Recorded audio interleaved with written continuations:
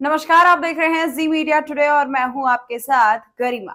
नासिक में आज एक अलग ही नजारा देखने को मिला।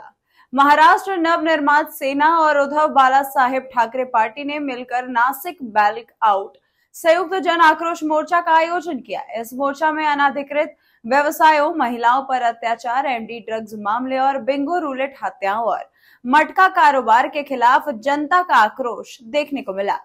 इस मार्च में अनाधिकृत व्यवसाय, महिलाओं पर अत्याचार, एमडी ड्रग्स मामले, बिंगो रूलेट हत्याओं और मटका कारोबार के खिलाफ जनता का आक्रोश देखने को मिला।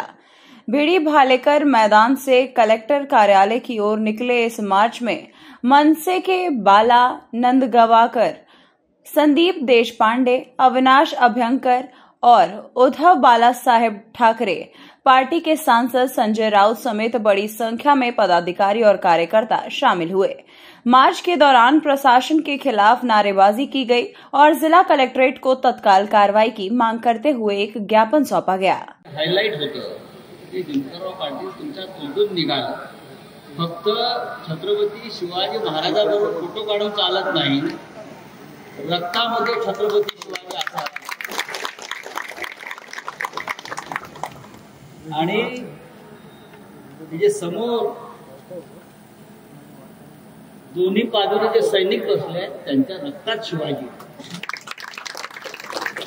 त्यांच्या रक्तात छत्रपती शिवाजी आहे म्हणून हे रस्त्यावरती सरकारला आव्हान देण्यासाठी उतरले। हा जनआक्रोश मोर्चा आहे आणि जनतेचा आक्रोश जेव्हा रस्त्यावर उतरतो तेव्हा काय होतं तर नेपाळ होतो, बांगलादेश होतो। हा इशारा देण्यासाठी हा मोर्चा। आता त्या शिंदे गटाचे लोक आयुक्ताला भेटायला गेले, मुंबई पोलीस आयुक्त, माझ्या विरुद्ध गुन्हा दाखल करा का? त्यांचं म्हणणे मी म्हणालो महाराष्ट्राचा नेपाळ होईल। अरे झालेलाच आहे। नेपाळमध्ये लोक रस्त्यावर का उतरले? त्याचं कारण नाशिकमध्ये प्रचंड भ्रष्टाचार, सरकारी पैशाची लूट,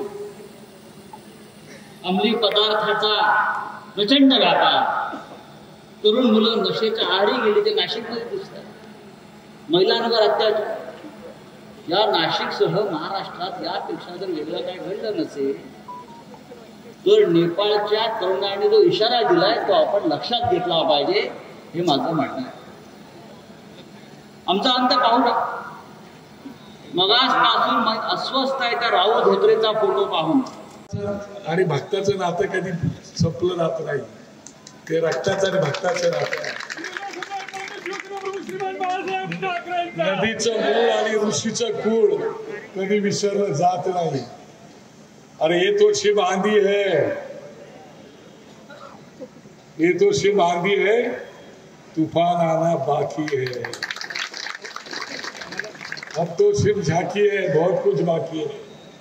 दोन बांधवांच्या कार्यकर्त्यांनी या ठिकाणी मोर्चा काढला तर अख्खं नाशिक शहर दणाणून गेलं। ठाकरे ब्रँड स्वप्नारांना हा इशारा आहे। त्यांना मी सांगू इच्छितो, ज्यांच्या जीवावर तुम्ही या मुंबईमध्ये आणि महाराष्ट्रामध्ये मोठे झालात त्यांना तुमच्या किती पिढ्या खाली उतरल्या तरी समजू शकत नाही, कारण शंकराचे हे दोन बंधू, हे शंकराचे दोन डोळे आहेत आणि हा समोर बसलेला हा शंकराचा तिसरा डोळा आहे। त्याच्यामुळे तुम्हाला समजवायला खूप वेळ जाईल। जी मीडिया टुडे के लिए नासिक से विजय धामड़े की रिपोर्ट। फिलहाल इस खबर में इतना ही। बने रहिए हमारे साथ, देखते रहिए जी मीडिया टुडे। नमस्कार।